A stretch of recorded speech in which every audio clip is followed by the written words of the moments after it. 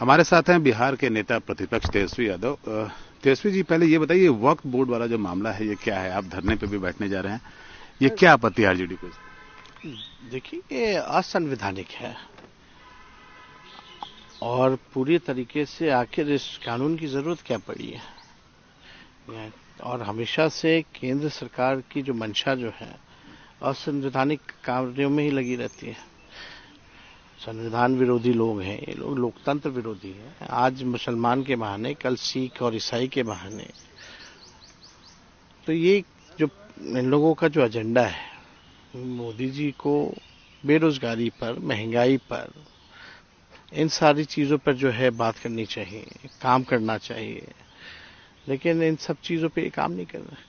और कहीं ना कहीं से ये तो पूरा जो है आप जो है किसी और के जो है अधिकारियों के हाथों में जो है आप लोग जो है, बट इस पर कोर्ट ने भी इस पे आपत्ति की थी। वक्फ बोर्ड के मुद्दे पे कोर्ट का भी कहना था कि वो अपने पावर का दुरुपयोग कर रहे हैं। नहीं, ऐसा नहीं। देखिए, मस्जिदों के लिए, स्कूलों के लिए, या जो जरूरतमंद लोग हैं, ये संस्था जो है उसके लिए ये काम करते हैं लोग। तो आप देखिएगा हर तरीके से जो है इसी तरीके काम उन लोगों ने किया है। और कहीं भी आप देखिएगा लगातार जो है मोदी जी या एनडीए की सरकार हमेशा इस तरह का बिल लाती है जहां तनाव जो है वो पैदा किया जाए। कभी सीए हो, एनआरसी का मुद्दा हो, कभी वो लाती है, कभी वक्फ बोर्ड का बिल लाती है।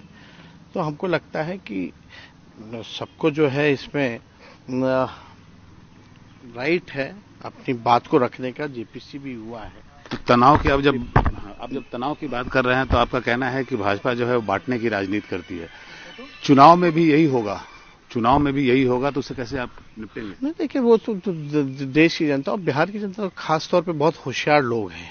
ये लोग सब कुछ समझते हैं इनकी चाल को कि किस प्रकार से भाजपा के लोग केवल तोड़ना, बांटना, समाज में जहर फैलाना, केवल यही काम करती है। मुद्दे की बात नहीं करेगी। पढ़ाई, दवाई, कमाई, सिंचाई के बारे में बात नहीं करेगी। बिहार में लॉ एंड ऑर्डर जो है आप देखिएगा, कल आरा में ही रेलवे स्टेशन में 3 लोगों की हत्या कर दी गई। पटना वुमेन्स कॉलेज के बाहर जो है वो फायरिंग हो रहा है।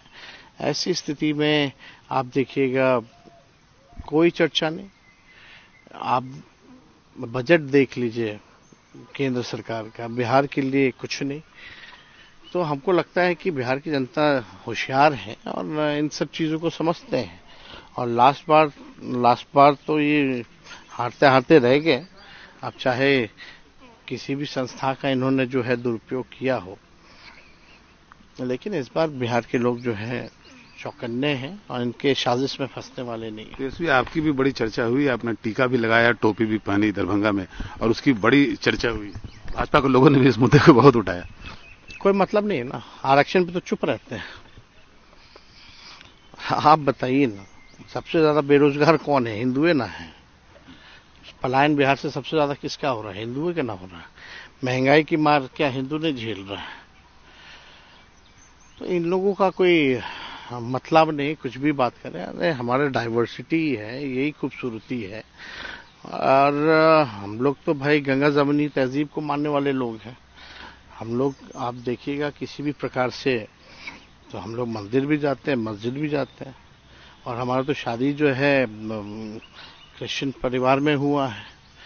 तो मेरे ख्याल से ये इशू नहीं है। धर्म जात की राजनीति बीजेपी के लोग करते हैं, लेकिन देश हमारा आगे कैसे बढ़े, बिहार कैसे आगे बढ़े, जो सही मायने में जो मुद्दे हैं, पढ़ाई के बारे में, चिकित्सा के बारे में, नौकरी रोजगार के बारे में, किसानों के आय के बारे में, इन सब चीजों पे जो है चर्चा होनी चाहिए। कल कांग्रेस की बैठक थी दिल्ली में, उन्होंने ये घोषणा कर दी कि कांग्रेस और राजद साथ में चुनाव लड़ेगी। सीटों पे उनको आपत्ति है। उनका कहना है कि सीटें उनको जो है सम्मानजनक नहीं मिलती थी, इस बार भी सम्मानजनक वो सीट लेंगे। और उन्होंने मुख्यमंत्री चेहरे की बात नहीं की, उन्होंने कहा कि वो चुनाव के परिणाम के बाद देखेंगे। देखिए, हर पार्टी का अपना अलग फंक्शनिंग है, अलग स्ट्रक्चर है। हमारे पार्टी का अलग है, उनके पार्टी का अलग है। जब बात होगी तो उस पर बात किया जाएगा।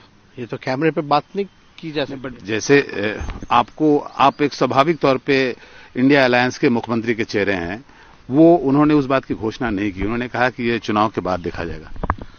देखिए, अब इस पे हमको क्या टिप्पा टिप्पणी करना है। हर पार्टी का अपना राय है और उनको कोई बांध करके कोई उगलवाने का हम लोगों का कोई कोशिश भी नहीं है किसी को भी। जब उनका निर्णय होगा तो होगा, उसमें क्या आपत्ति है। आप बड़े हमारा बड़े हों छोटे हों उससे हमको कोई मतलब नहीं है। हम लोगों का एकमात्र लक्ष्य है कि किसी भी प्रकार से ये खटारा सरकार जो बिहार को बर्बाद कर दिया है, ये बदलाव किया जाए। तेजस्वी अपने आप को प्रदेश का भावी मुख्यमंत्री मानते हैं? देखिए, कौन बनाएगा नहीं बनाएगा, जनता मालिक है। जनता जिसको चाहेगी वो मुख्यमंत्री बनेगा। हम लोग जो आपके पिताजी ने तो बोला है कि मेरे बेटे को मुख्यमंत्री बनाना है और उसके लिए आप लोग उनको वोट कीजिए, उनको मदद कीजिए। आप अपने आप को भावी मुख्यमंत्री मानते हैं इस प्रदेश का? देखिए, अब जनता मालिक है, लेकिन हमारी पार्टी के लोगों की तो इच्छा है, हमारे चाहने वाले लोगों की तो इच्छा है कि हम मुख्यमंत्री बने।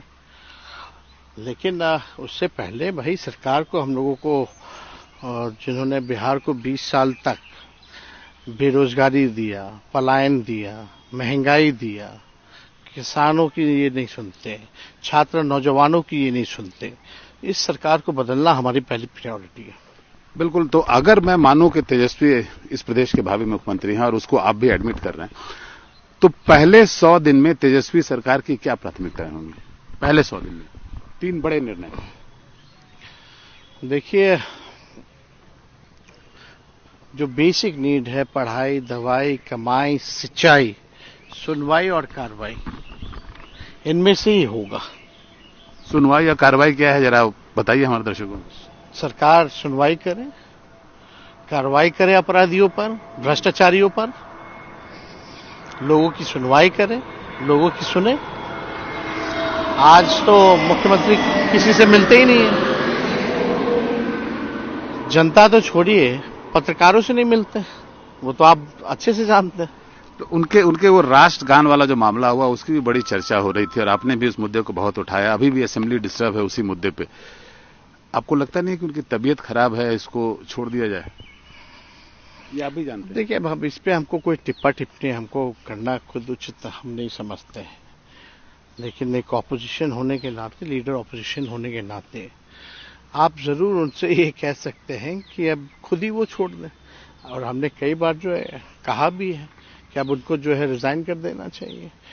20 साल उनको जनता ने मौका दिया, अब कोई नया विजन नहीं है, वही टेप रिकॉर्डर पुराना बजता रहता है। अब बिहार को तेज रफ्तार से विकास करना है, आगे बढ़ना है, तो हमको लगता है कि परिवर्तन जरूरी है। और जिस व्यक्ति को अपने उप मुख्यमंत्रियों का नाम ना पता हो, मंत्रियों का नाम पता ना हो, अधिकारियों का नाम ना पता हो, तो मुझे लगता है कि बिहार जो है सुरक्षित हाथों में नहीं है। आखिर ये सरकार चल कैसे रही है फिर? तो ये सवाल तो खड़े हो रहे हैं। आपने सरकार के चलने के तरीके पे भी सवाल उठाए थे। 2025 अब चुनाव आपके सर पे है। मैं अगर बोलूं कि आरजेडी की या इंडिया अलायंस की रणनीति क्या होगी, किस मुद्दे पे चुनाव लड़ेंगे? क्योंकि धर्म के नाम पे, जाति के नाम पे बंटने वाली बात तो होती रहेगी और उसे आप रोक नहीं पाएंगे। हम मुद्दे की बात करेंगे, सकारात्मक बात करेंगे, बिहार की बात करेंगे, बिहार को आगे ले जाने की बात करेंगे।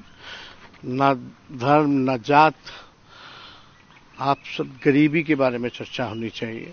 इन सारे महत्वपूर्ण जो बिंदु हैं, जो जरूरत है बिहार की, उस पर चर्चा होनी चाहिए। आपके विरोधी जो है आपको और आपके परिवार को भ्रष्टाचार के मुद्दे पे घेरते रहते हैं। आप चाहे वो ईडी हो या सीबीआई हो, हर कुछ दिन के बाद आपके दरवाजे। आप बताइए, अब इसका क्या जवाब दे सकते हैं?